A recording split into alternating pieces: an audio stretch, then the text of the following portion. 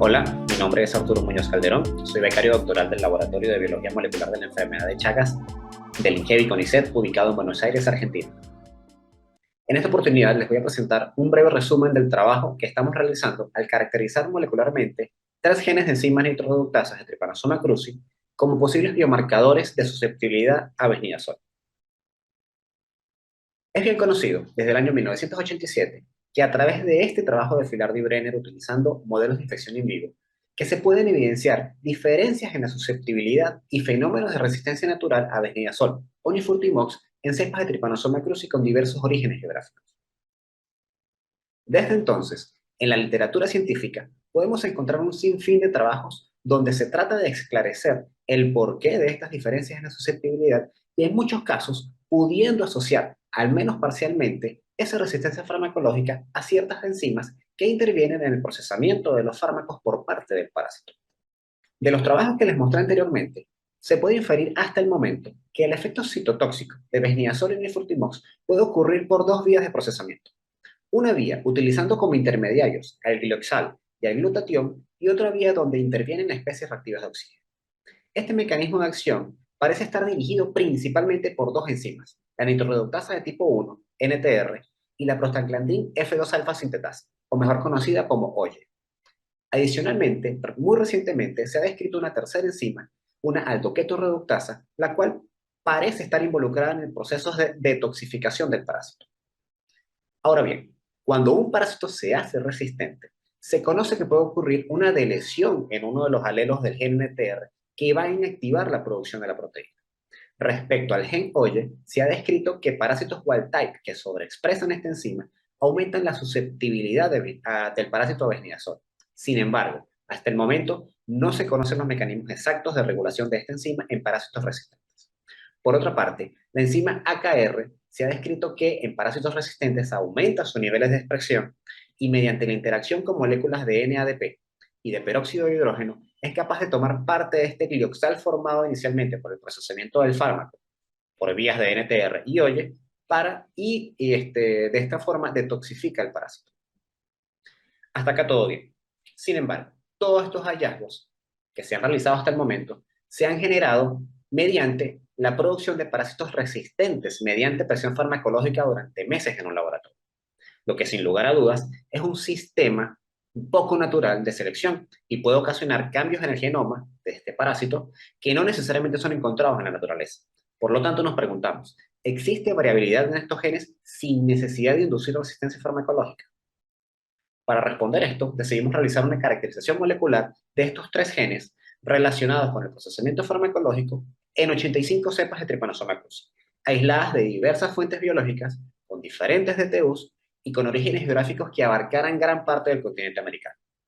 Luego de la selección del material biológico, realizamos una extracción de ADN y mediante una PCR específica para cada uno de estos genes, amplificamos las secuencias, las clonamos y para cada una de las muestras de las 85 de Trypanosoma cruzi que tenemos,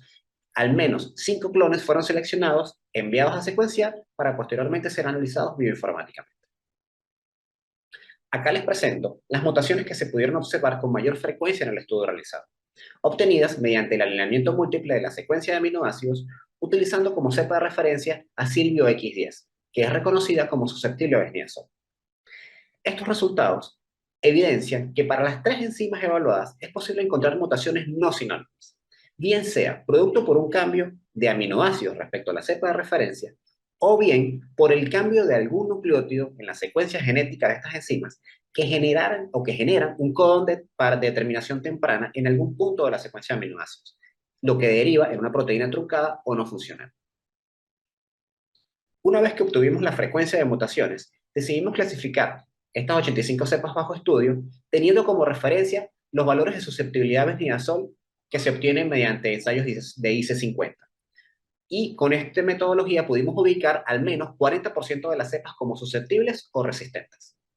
Y con esta nueva clasificación realizamos un análisis multivariado para evidenciar las posibles correlaciones con las mutaciones encontradas para las tres enzimas en la población de estudio. Del análisis multivariado obtuvimos el siguiente perfil de mutaciones que al parecer pueden estar relacionadas con cepas resistentes a besniazol. Ahora bien, hasta el momento, toda la evidencia relacionada con los mecanismos de resistencia en Trypanosoma cruzi se han realizado mediante el estudio y caracterización de cepas de Trypanosoma cruzi en cultivo axénico. Sin embargo, es bien conocido que en el proceso de selección clonal que ocurre en Trypanosoma cruzi, justo los cultivos axénicos son los que representan la menor diversidad parasitaria posible.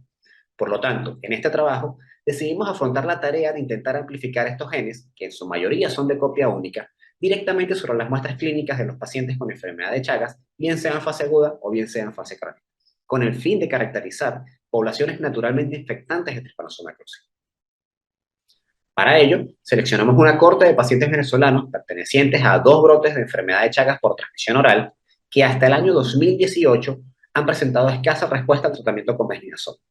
Cada paciente, incluido en este estudio, presentó al menos una muestra de pretratamiento, representando su fase aguda, y al menos 3 muestras post-tratamiento en diversos momentos del seguimiento clínico parasitológico. A cada una de estas muestras de sangre se les extrajo ADN genómico y se les aplicó el mismo algoritmo de trabajo anteriormente descrito. Estos son los resultados que obtuvimos y lo principal que hay que mostrar es que dado el escaso número de copias que presentan estos genes en Trypanosoma cruzi, solo fue posible la amplificación en aquellas muestras clínicas con cuantificaciones de carga parasitaria superiores a 10 equivalentes parasitarios por ml. Sin embargo, a pesar del bajo porcentaje de muestras positivas que logramos encontrar para estos 3 genes evaluados, logramos demostrar por primera vez que sí es posible amplificar y caracterizar secuencias de estos genes NTR, OYE y AKR a partir de muestras clínicas, bien sea en pacientes en fase aguda o que transitan la fase crónica de la enfermedad. Una vez secuenciados estos genes, donde obtuvimos la secuencia de las poblaciones naturales de Trypanosoma cruzi, decidimos realizar una validación clínica del perfil de mutaciones que les mostré con anterioridad, ¿sí? que pueden estar correlacionadas con la resistencia al fármaco. Y pudimos encontrar que en el 100% de las muestras pre-tratamiento amplificadas y en el 22% de las muestras post-tratamiento se evidenció la presencia del codón stop prematuro en el aminoácido 121 de la proteína AKR. Caso similar se encontró con las 2 mutaciones específicas para el gen NTR, observándose en el 50% de las muestras pretratamiento amplificadas y en el 11% de las muestras post-tratamiento. Curiosamente, en el paciente codificado como OCD1, fue posible mapear la mutación para el gen AKR y una de las 2 mutaciones para el gen NTR. Adicionalmente, fue posible ubicar estas 2 mutaciones para el gen NTR en secuencias obtenidas de 3 vectores Pastrongylus geniculatus capturados en el área de transmisión de los brotes orales, lo que apunta a la idea que es posible encontrar poblaciones poco susceptibles al tratamiento con Mesnidazol inmersas dentro de los ciclos naturales de transmisión. Como perspectivas a futuro, queremos seguir validando estos perfiles mutacionales encontrados para los genes NTR, OYE y AKR con otros grupos clínicos de interés para comprobar la utilidad real de estas mutaciones puntuales que hemos encontrado como biomarcadores de susceptibilidad y con ello aportar una herramienta adicional para el diseño de nuevas pautas terapéuticas más eficaces en zonas geográficas específicas y en la medida de lo posible poder realizar esquemas de tratamiento mucho más personalizados. Finalmente, agradecer a todas las personas involucradas de alguna manera en este trabajo y en especial a los pacientes que año tras año han aportado su colaboración y obviamente a los entes de financiamiento. Muchas gracias por su tiempo.